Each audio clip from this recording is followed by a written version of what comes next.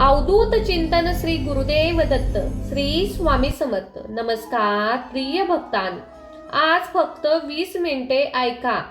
तुम्हाला तुमच्या आयुष्यात कोणत्याही गोष्टीची कमतरता भासणार नाही.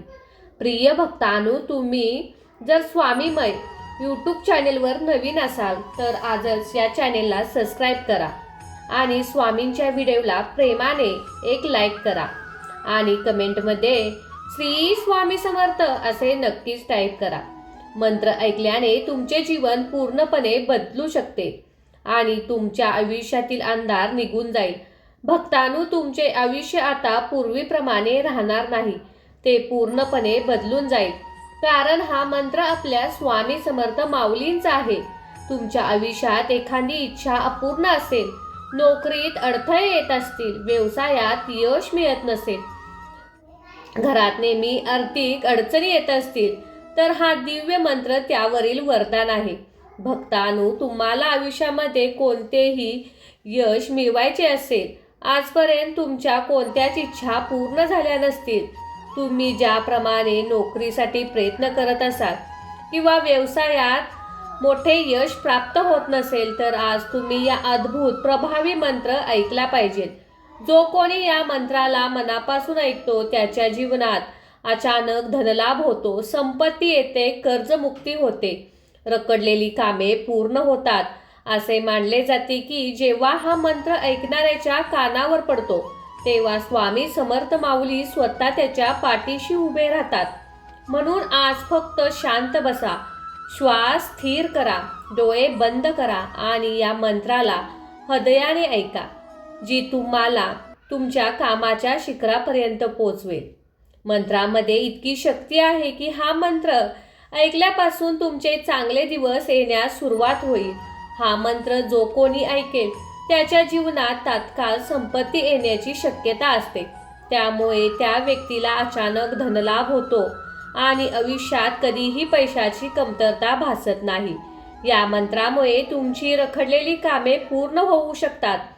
तुम्ही महाराजांवर विश्वास असेल तर मन एकाग्र करून हा मंत्र ऐका. मंत्रात दडलेली अद्भुत देवी शक्ती ऐकल्याने तुम्हाला कधीच काही कमतरता पडणार नाही. तुमच्या आयुष्यातील चढ उतारावर स्वामींची कृपा होईल. भक्तांनो, विश्वास ठेवा आणि हा मंत्र ऐकत राहा. अनुभव आणि अनुभूतीच आहे विश्वास. या मंत्रात खूप प्रभाव आहे. तुमच्या जीवनात कधीच कशाची कमतरता पडणार नाही. साक्षात स्वामींच्या कृपेची उपस्थिती. जो कोणी शेवटपर्यंत हा मंत्र ऐकतो ती व्यक्ती करोडपती होतेच आणि जीवनात थोडी नाही तर भरपूर नफा मिळू लागतो आणि गरिबीकडून श्रीमंतीकडे वाटचाल होते. म्हणूनच भक्तांनो, आजचा हा पवित्र मंत्र दुर्लक्ष करू नका. चला तर मग भक्तांनो, या मंत्र जपाला सुरुवात करूया. ओम श्री स्वामी आनंद रूपाय धनसंपत्ती दायकाय नमः. ओम श्री स्वामी आनंद रूपाय धनसंपत्ती दायकाय नमः.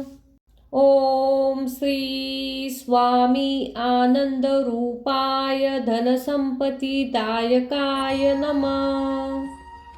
ओम श्री स्वामी आनंद रूपाय धनसंपत्ती दायकाय नमः.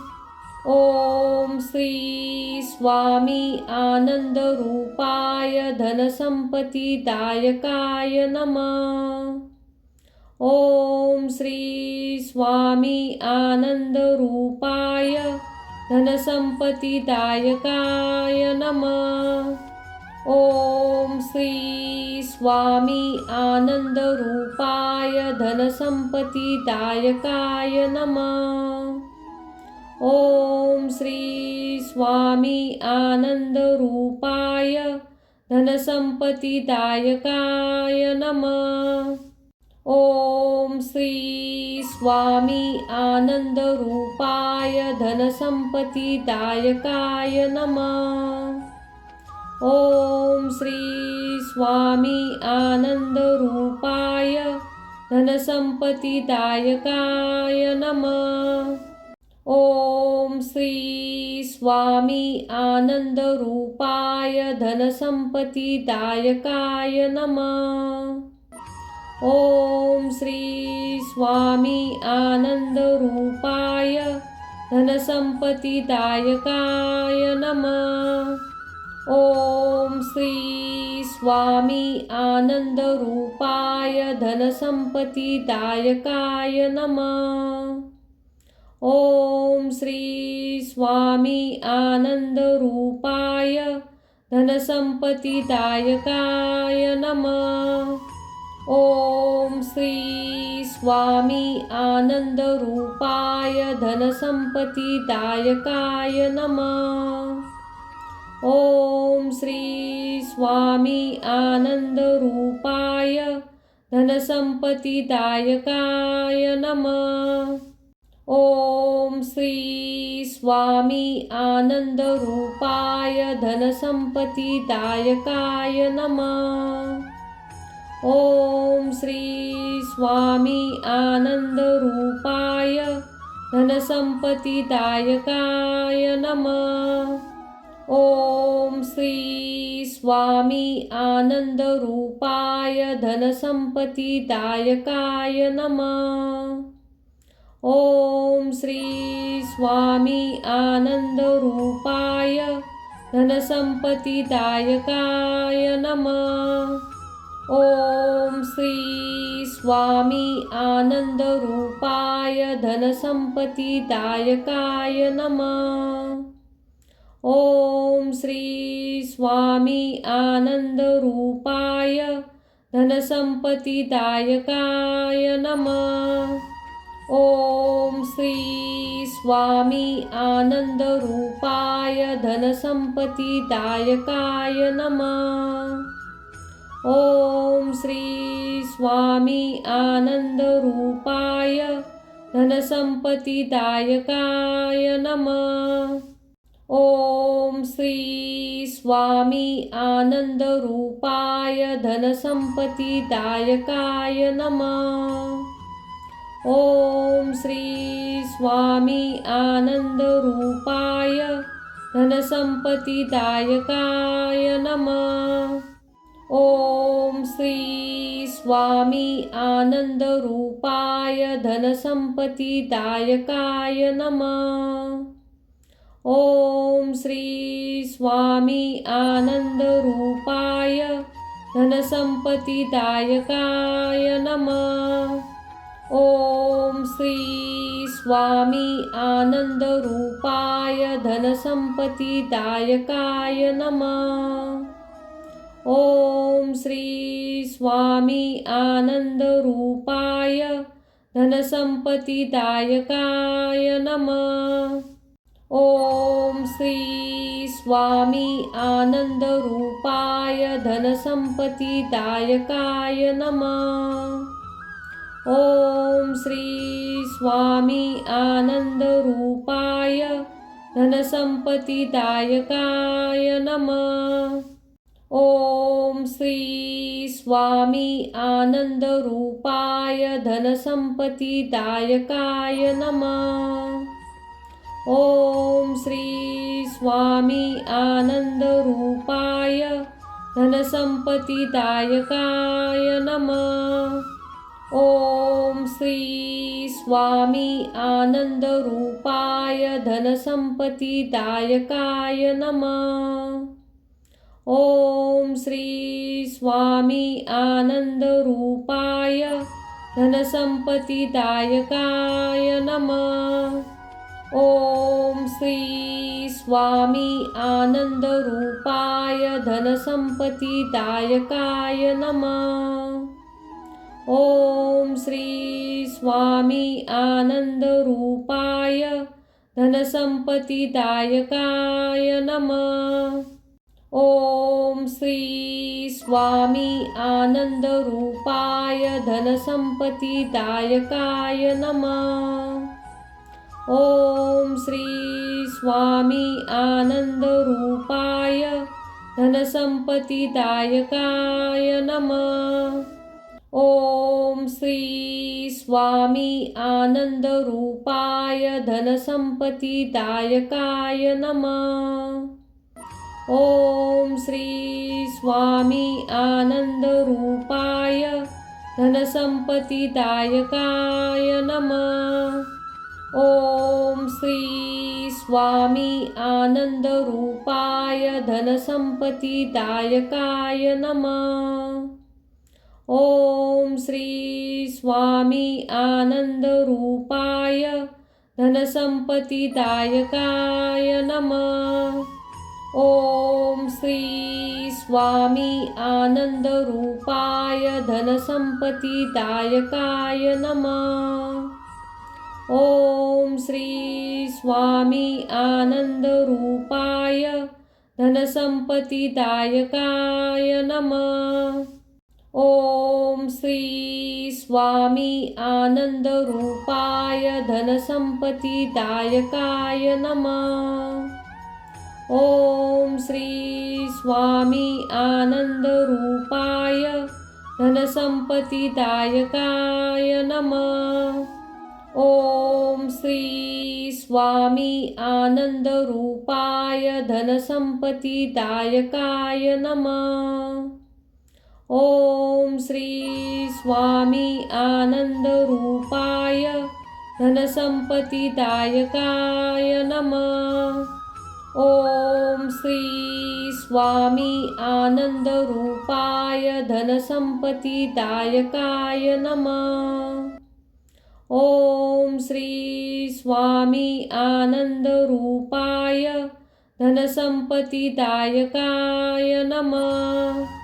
ओम श्री स्वामी आनंदरूपाय धनसंपत्तिदायकाय नमः। ओम श्री स्वामी आनंदरूपाय धनसंपत्तिदायकाय नमः। ओम श्री स्वामी आनंदरूपाय धनसंपत्तिदायकाय नमः। ओम श्री स्वामी आनंदरूपाय धनसंपत्तिदायकाय नमः। ओम श्री स्वामी आनंदरूपाय धनसंपत्तिदायकाय नमः।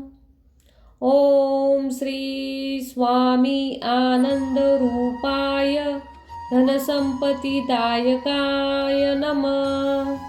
ओम श्री स्वामी आनंदरूपाय धनसंपत्तिदायकाय नमः। ओम श्री स्वामी आनंदरूपाय धनसंपत्तिदायकाय नमः। ओम श्री स्वामी आनंदरूपाय धनसंपत्तिदायकाय नमः। ओम श्री स्वामी आनंदरूपाय धनसंपत्तिदायकाय नमः। ओम श्री स्वामी आनंदरूपाय धनसंपत्तिदायकाय नमः। ओम श्री स्वामी आनंदरूपाय धनसंपत्तिदायकाय नमः। ओम श्री स्वामी आनंदरूपाय धनसंपत्तिदायकाय नमः। ओम श्री स्वामी आनंदरूपाय धनसंपत्तिदायकाय नमः। ओम श्री स्वामी आनंदरूपाय धनसंपत्तिदायकाय नमः। ओम श्री स्वामी आनंदरूपाय धनसंपत्तिदायकाय नमः। ओम श्री स्वामी आनंदरूपाय धनसंपत्तिदायकाय नमः। ओम श्री स्वामी आनंदरूपाय धनसंपत्तिदायकाय नमः।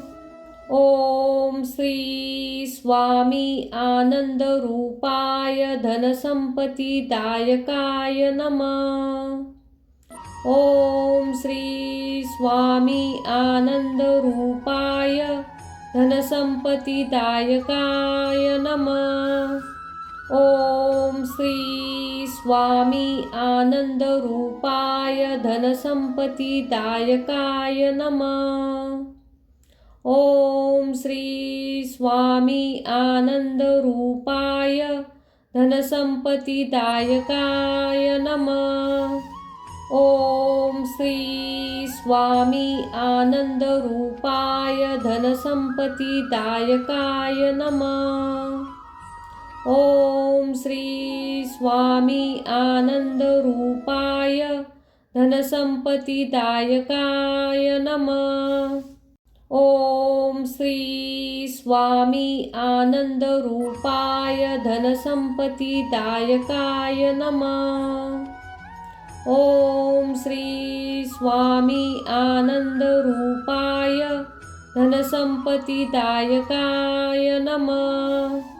ओम श्री स्वामी आनंदरूपाय धनसंपत्तिदायकाय नमः। ओम श्री स्वामी आनंदरूपाय धनसंपत्तिदायकाय नमः। ओम श्री स्वामी आनंदरूपाय धनसंपत्तिदायकाय नमः। ओम श्री स्वामी आनंदरूपाय धनसंपत्तिदायकाय नमः। ओम श्री स्वामी आनंदरूपाय धनसंपत्तिदायकाय नमः। ओम श्री स्वामी आनंदरूपाय धनसंपत्तिदायकाय नमः। ओम श्री स्वामी आनंदरूपाय धनसंपत्तिदायकाय नमः। ओम श्री स्वामी आनंदरूपाय धनसंपत्तिदायकाय नमः।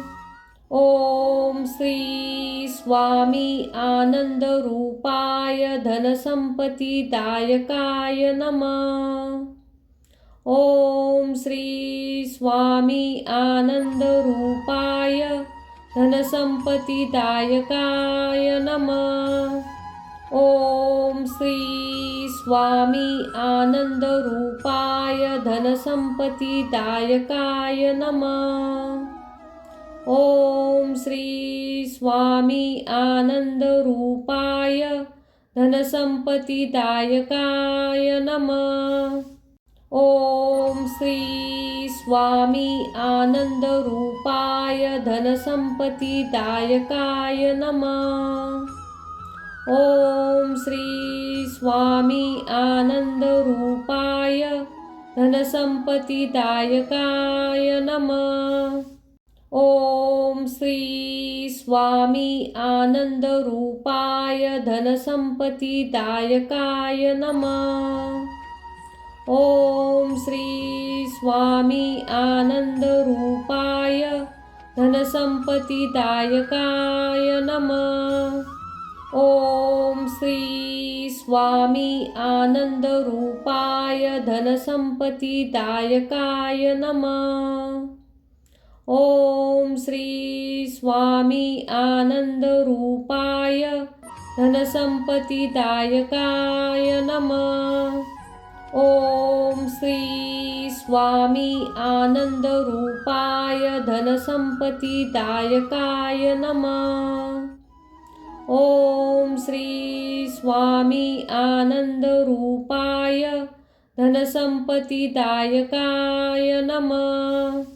ओम श्री स्वामी आनंदरूपाय धनसंपत्तिदायकाय नमः। ओम श्री स्वामी आनंदरूपाय धनसंपत्तिदायकाय नमः। ओम श्री स्वामी आनंदरूपाय धनसंपत्तिदायकाय नमः। ओम श्री स्वामी आनंदरूपाय धनसंपत्तिदायकाय नमः। ओम श्री स्वामी आनंदरूपाय धनसंपत्तिदायकाय नमः। ओम श्री स्वामी आनंदरूपाय धनसंपत्तिदायकाय नमः। ओम श्री स्वामी आनंदरूपाय धनसंपत्तिदायकाय नमः। ओम श्री स्वामी आनंदरूपाय धनसंपत्तिदायकाय नमः। ओम श्री स्वामी आनंदरूपाय धनसंपत्तिदायकाय नमः। ओम श्री स्वामी आनंदरूपाय धनसंपत्तिदायकाय नमः। ओम श्री स्वामी आनंदरूपाय धनसंपत्तिदायकाय नमः। ओम श्री स्वामी आनंदरूपाय धनसंपत्तिदायकाय नमः। ओम श्री स्वामी आनंदरूपाय धनसंपत्तिदायकाय नमः।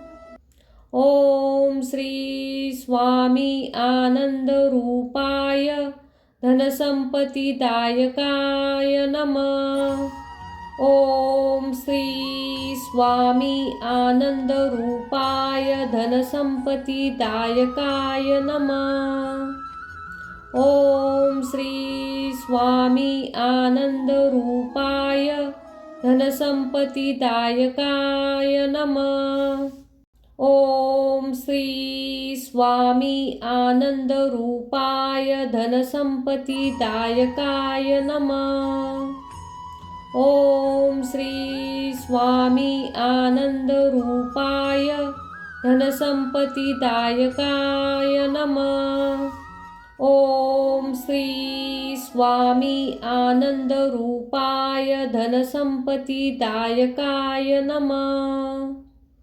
ओम श्री स्वामी आनंदरूपाय धनसंपत्तिदायकाय नमः। ओम श्री स्वामी आनंदरूपाय धनसंपत्तिदायकाय नमः। ओम श्री स्वामी आनंदरूपाय धनसंपत्तिदायकाय नमः। ओम श्री स्वामी आनंदरूपाय धनसंपत्तिदायकाय नमः। ओम श्री स्वामी आनंदरूपाय धनसंपत्तिदायकाय नमः। ओम श्री स्वामी आनंदरूपाय धनसंपत्तिदायकाय नमः। ओम श्री स्वामी आनंदरूपाय धनसंपत्तिदायकाय नमः। ओम श्री स्वामी आनंदरूपाय धनसंपत्तिदायकाय नमः। ओम श्री स्वामी आनंदरूपाय धनसंपत्तिदायकाय नमः। ओम श्री स्वामी आनंदरूपाय धनसंपत्तिदायकाय नमः। ओम श्री स्वामी आनंदरूपाय धनसंपत्तिदायकाय नमः। ओम श्री स्वामी आनंदरूपाय धनसंपत्तिदायकाय नमः। ओम श्री स्वामी आनंदरूपाय धनसंपत्तिदायकाय नमः।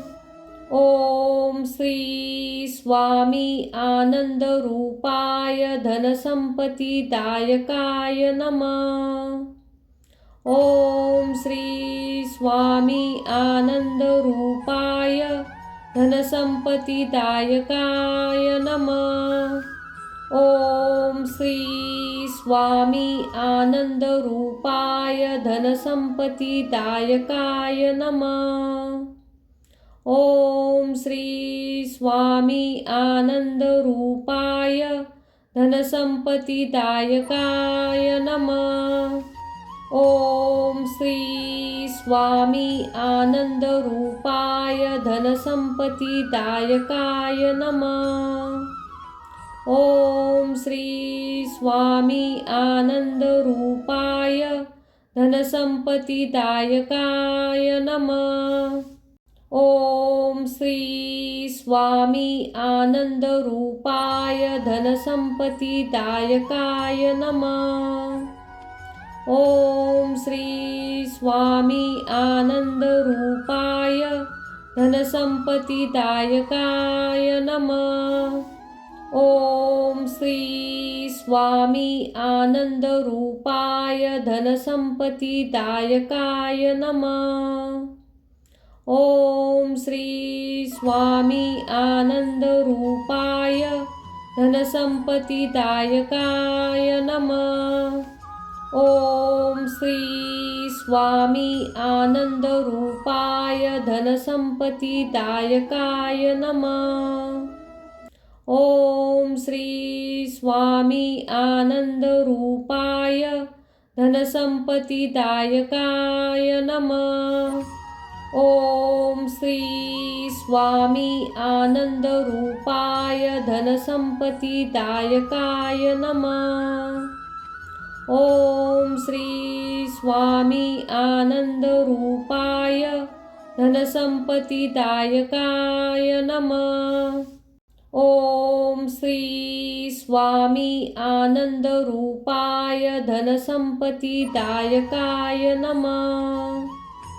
ओम श्री स्वामी आनंदरूपाय धनसंपत्तिदायकाय नमः।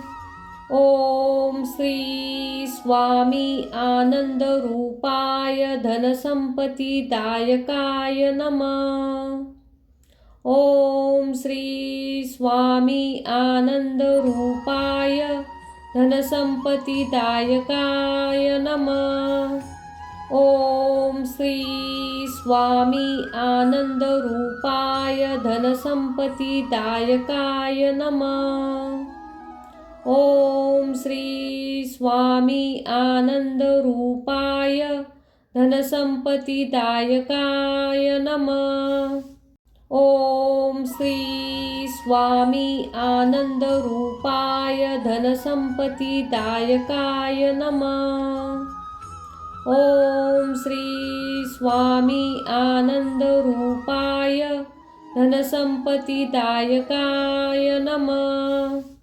ओम श्री स्वामी आनंदरूपाय धनसंपत्तिदायकाय नमः। ओम श्री स्वामी आनंदरूपाय धनसंपत्तिदायकाय नमः। ओम श्री स्वामी आनंदरूपाय धनसंपत्तिदायकाय नमः। ओम श्री स्वामी आनंदरूपाय धनसंपत्तिदायकाय नमः। ओम श्री स्वामी आनंदरूपाय धनसंपत्तिदायकाय नमः। ओम श्री स्वामी आनंदरूपाय धनसंपत्तिदायकाय नमः। ओम श्री स्वामी आनंदरूपाय धनसंपत्तिदायकाय नमः। ओम श्री स्वामी आनंदरूपाय धनसंपत्तिदायकाय नमः। ओम श्री स्वामी आनंदरूपाय धनसंपत्तिदायकाय नमः। ओम श्री स्वामी आनंदरूपाय धनसंपत्तिदायकाय नमः। ओम श्री स्वामी आनंदरूपाय धनसंपत्तिदायकाय नमः। ओम श्री स्वामी आनंदरूपाय धनसंपत्तिदायकाय नमः। ओम श्री स्वामी आनंदरूपाय धनसंपत्तिदायकाय नमः। ओम श्री स्वामी आनंदरूपाय धनसंपत्तिदायकाय नमः। ओम श्री स्वामी आनंदरूपाय धनसंपत्तिदायकाय नमः। ओम श्री स्वामी आनंदरूपाय धनसंपत्तिदायकाय नमः। ओम श्री स्वामी आनंदरूपाय धनसंपत्तिदायकाय नमः। ओम श्री स्वामी आनंदरूपाय धनसंपत्तिदायकाय नमः। ओम श्री स्वामी आनंदरूपाय धनसंपत्तिदायकाय नमः। ओम श्री स्वामी आनंदरूपाय धनसंपत्तिदायकाय नमः। ओम श्री स्वामी आनंदरूपाय धनसंपत्तिदायकाय नमः। ओम श्री स्वामी आनंदरूपाय धनसंपत्तिदायकाय नमः। ओम श्री स्वामी आनंदरूपाय धनसंपत्तिदायकाय नमः। ओम श्री स्वामी आनंदरूपाय धनसंपत्तिदायकाय नमः। ओम श्री स्वामी आनंदरूपाय धनसंपत्तिदायकाय नमः। ओम श्री स्वामी आनंदरूपाय धनसंपत्तिदायकाय नमः। ओम श्री स्वामी आनंदरूपाय धनसंपत्तिदायकाय नमः। ओम श्री स्वामी आनंदरूपाय धनसंपत्तिदायकाय नमः। ओम श्री स्वामी आनंदरूपाय धनसंपत्तिदायकाय नमः। ओम श्री स्वामी आनंदरूपाय धनसंपत्तिदायकाय नमः। ओम श्री स्वामी आनंदरूपाय धनसंपत्तिदायकाय नमः। ओम श्री स्वामी आनंदरूपाय धनसंपत्तिदायकाय नमः। ओम श्री स्वामी आनंदरूपाय धनसंपत्तिदायकाय नमः। ओम श्री स्वामी आनंदरूपाय धनसंपत्तिदायकाय नमः। ओम श्री स्वामी आनंदरूपाय धनसंपत्तिदायकाय नमः। ओम श्री स्वामी आनंदरूपाय धनसंपत्तिदायकाय नमः। ओम श्री स्वामी आनंदरूपाय धनसंपत्तिदायकाय नमः। ओम श्री स्वामी आनंदरूपाय धनसंपत्तिदायकाय नमः। ओम श्री स्वामी आनंदरूपाय धनसंपत्तिदायकाय नमः। ओम श्री स्वामी आनंदरूपाय धनसंपत्तिदायकाय नमः। ओम श्री स्वामी आनंदरूपाय धनसंपत्तिदायकाय नमः। ओम श्री स्वामी आनंदरूपाय धनसंपत्तिदायकाय नमः।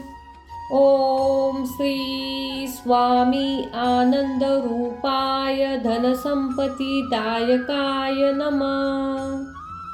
ओम श्री स्वामी आनंदरूपाय धनसंपत्तिदायकाय नमः।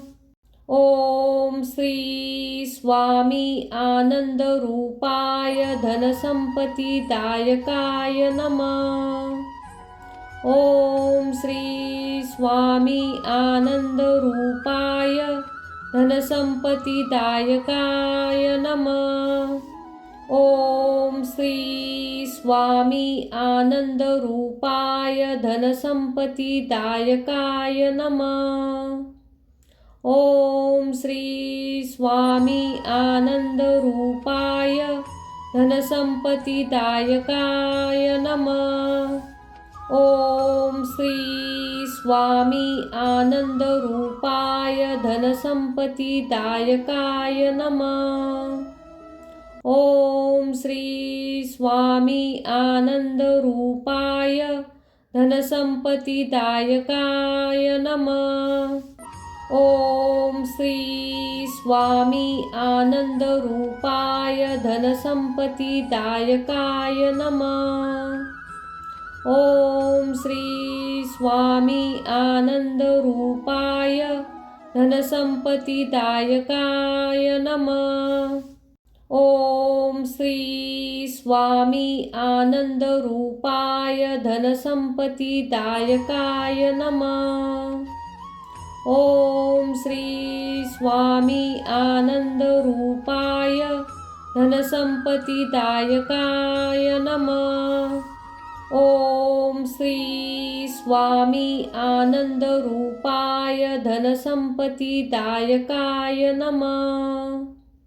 ओम श्री स्वामी आनंदरूपाय धनसंपत्तिदायकाय नमः। ओम श्री स्वामी आनंदरूपाय धनसंपत्तिदायकाय नमः। ओम श्री स्वामी आनंदरूपाय धनसंपत्तिदायकाय नमः। ओम श्री स्वामी आनंदरूपाय धनसंपत्तिदायकाय नमः। ओम श्री स्वामी आनंदरूपाय धनसंपत्तिदायकाय नमः। ओम श्री स्वामी आनंदरूपाय धनसंपत्तिदायकाय नमः। ओम श्री स्वामी आनंदरूपाय धनसंपत्तिदायकाय नमः। ओम श्री स्वामी आनंदरूपाय धनसंपत्तिदायकाय नमः। ओम श्री स्वामी आनंदरूपाय धनसंपत्तिदायकाय नमः। ओम श्री स्वामी आनंदरूपाय धनसंपत्तिदायकाय नमः। ओम श्री स्वामी आनंदरूपाय धनसंपत्तिदायकाय नमः। ओम श्री स्वामी आनंदरूपाय धनसंपत्तिदायकाय नमः।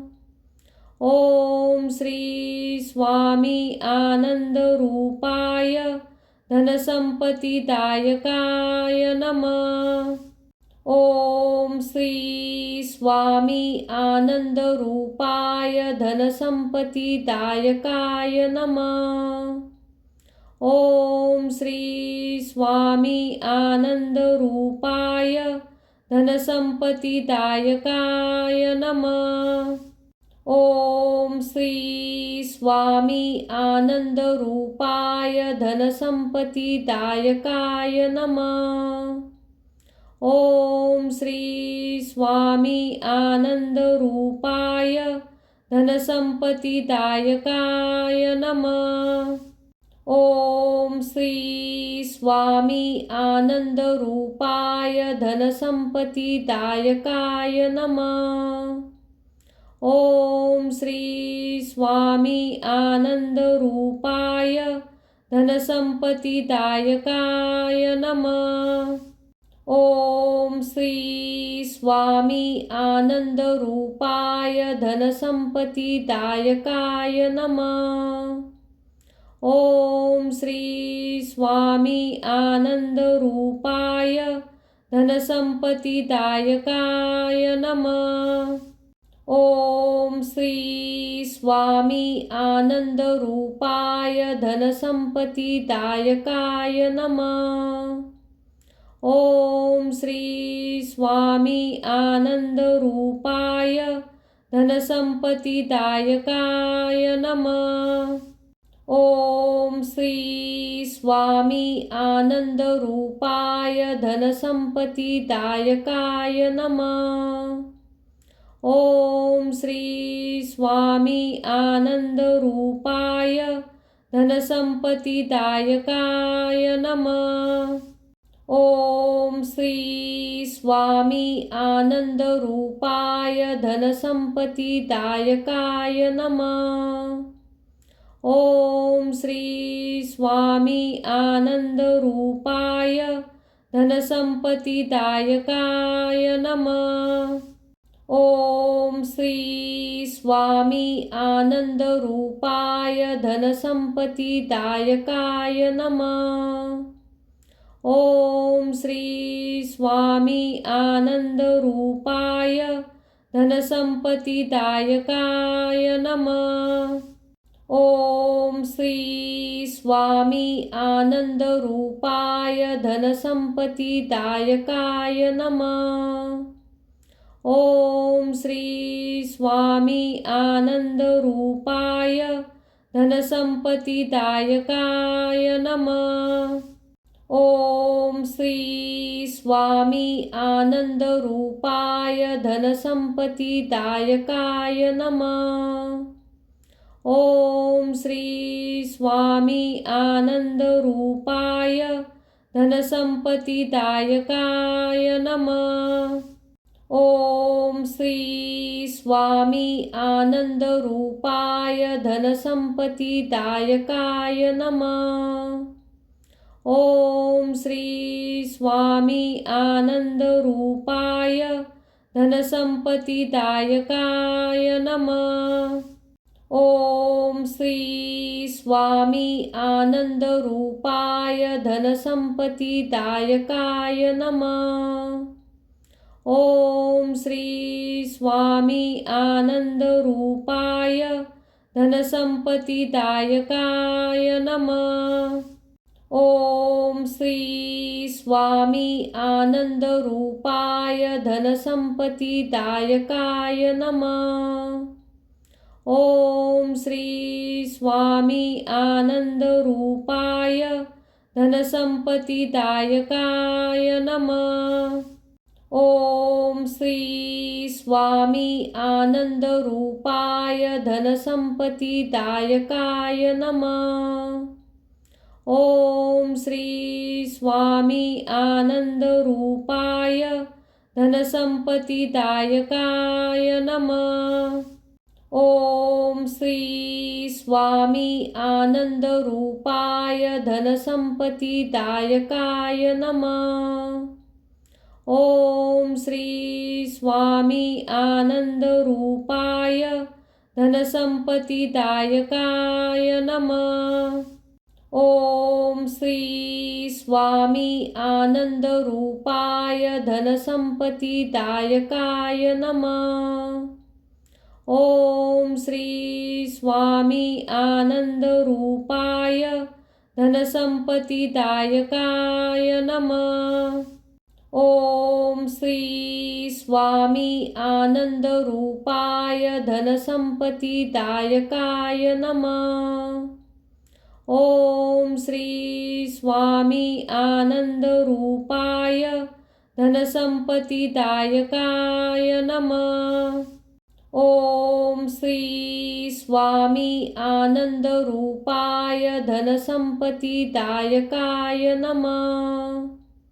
ओम श्री स्वामी आनंदरूपाय धनसंपत्तिदायकाय नमः। ओम श्री स्वामी आनंदरूपाय धनसंपत्तिदायकाय नमः। ओम श्री स्वामी आनंदरूपाय धनसंपत्तिदायकाय नमः।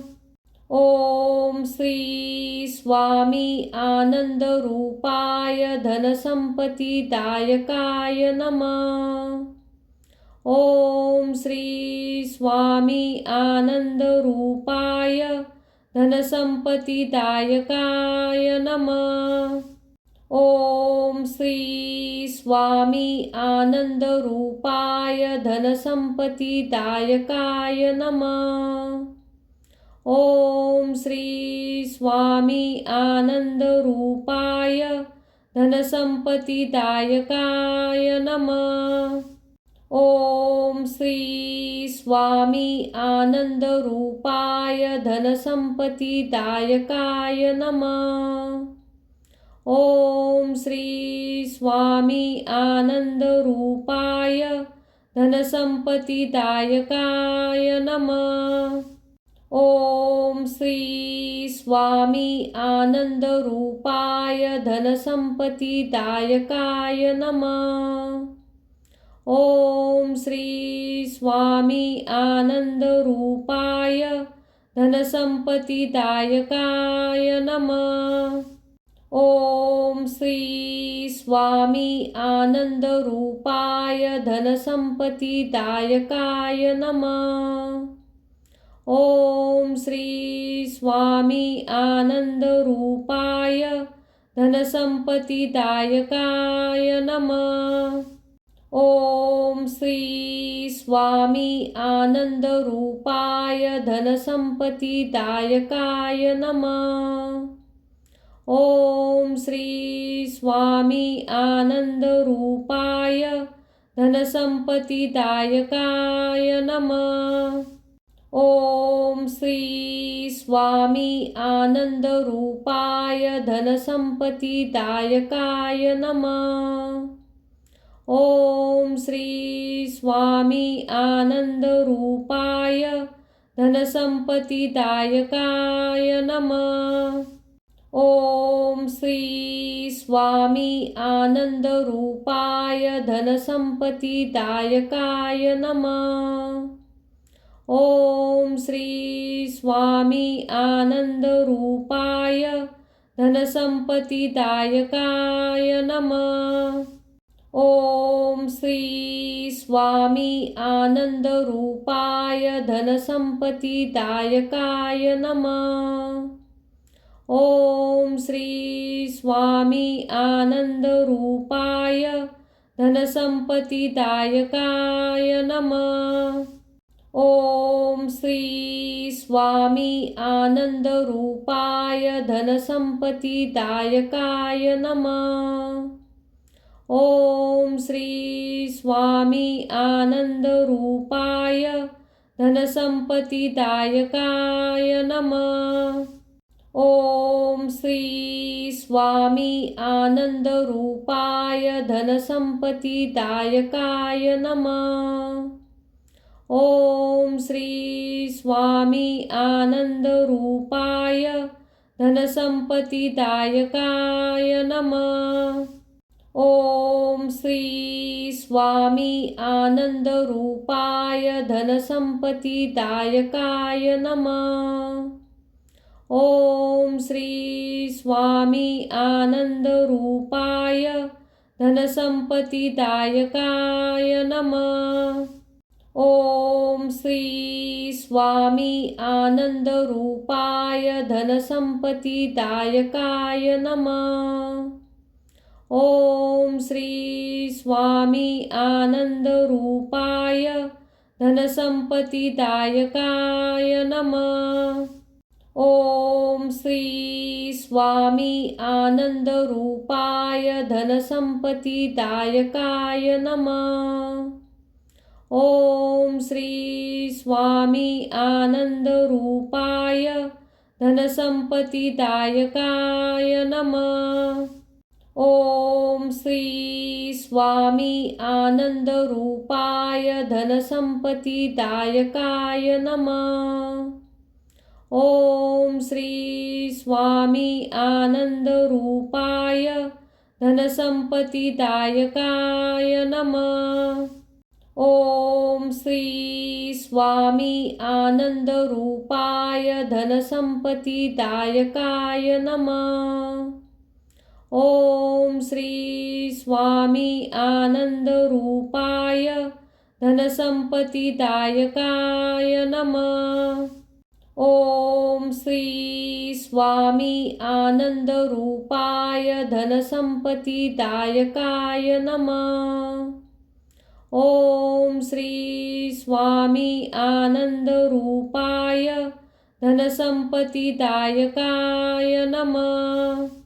ओम श्री स्वामी आनंदरूपाय धनसंपत्तिदायकाय नमः। ओम श्री स्वामी आनंदरूपाय धनसंपत्तिदायकाय नमः। ओम श्री स्वामी आनंदरूपाय धनसंपत्तिदायकाय नमः। ओम श्री स्वामी आनंदरूपाय धनसंपत्तिदायकाय नमः। ओम श्री स्वामी आनंदरूपाय धनसंपत्तिदायकाय नमः। ओम श्री स्वामी आनंदरूपाय धनसंपत्तिदायकाय नमः। ओम श्री स्वामी आनंदरूपाय धनसंपत्तिदायकाय नमः। ओम श्री स्वामी आनंदरूपाय धनसंपत्तिदायकाय नमः। ओम श्री स्वामी आनंदरूपाय धनसंपत्तिदायकाय नमः।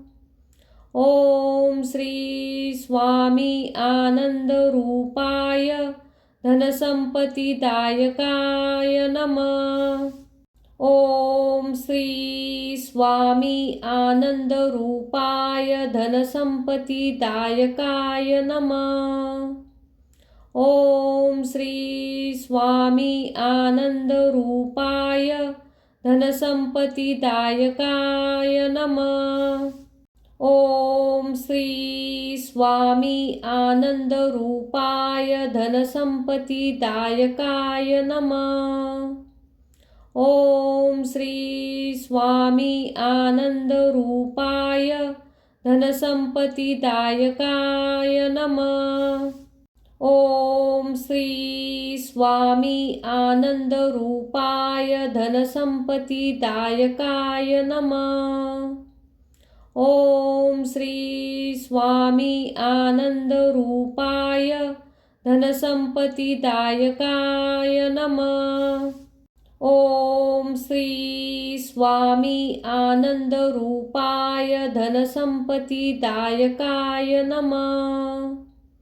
ओम श्री स्वामी आनंदरूपाय धनसंपत्तिदायकाय नमः। ओम श्री स्वामी आनंदरूपाय धनसंपत्तिदायकाय नमः। ओम श्री स्वामी आनंदरूपाय धनसंपत्तिदायकाय नमः। ओम श्री स्वामी आनंदरूपाय धनसंपत्तिदायकाय नमः। ओम श्री स्वामी आनंदरूपाय धनसंपत्तिदायकाय नमः। ओम श्री स्वामी आनंदरूपाय धनसंपत्तिदायकाय नमः। ओम श्री स्वामी आनंदरूपाय धनसंपत्तिदायकाय नमः। ओम श्री स्वामी आनंदरूपाय धनसंपत्तिदायकाय नमः। ओम श्री स्वामी आनंदरूपाय धनसंपत्तिदायकाय नमः। ओम श्री स्वामी आनंदरूपाय धनसंपत्तिदायकाय नमः। ओम श्री स्वामी आनंदरूपाय धनसंपत्तिदायकाय नमः। ओम श्री स्वामी आनंदरूपाय धनसंपत्तिदायकाय नमः।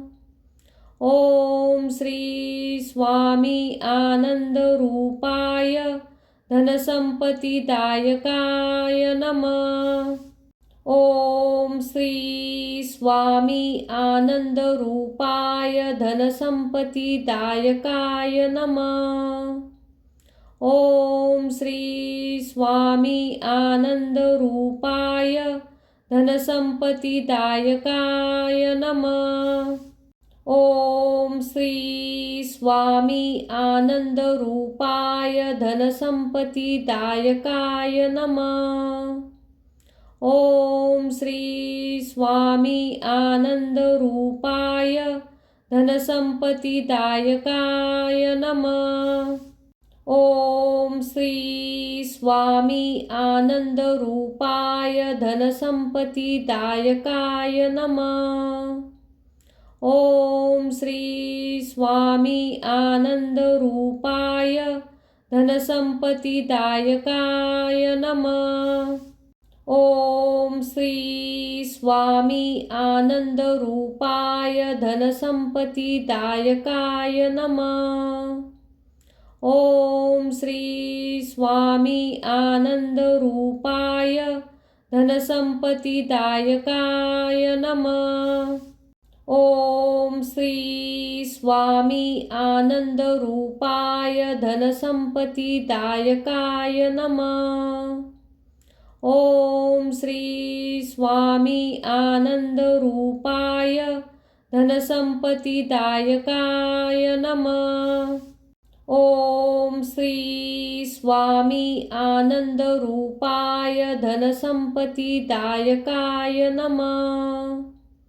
ओम श्री स्वामी आनंदरूपाय धनसंपत्तिदायकाय